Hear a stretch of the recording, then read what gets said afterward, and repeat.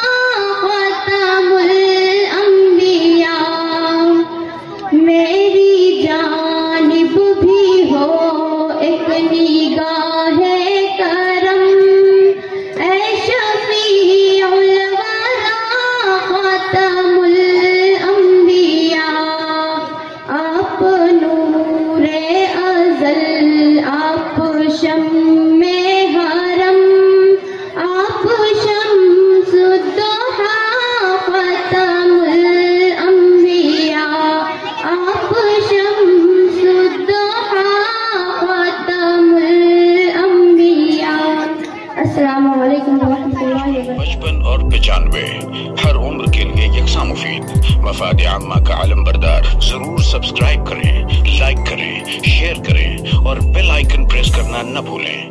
Rabbani the scholar YouTube channel.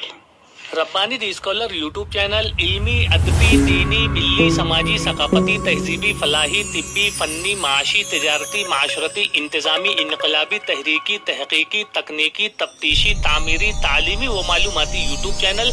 जरूर subscribe करें, like करें, शेयर करें और बेल आइकन प्रेस करें।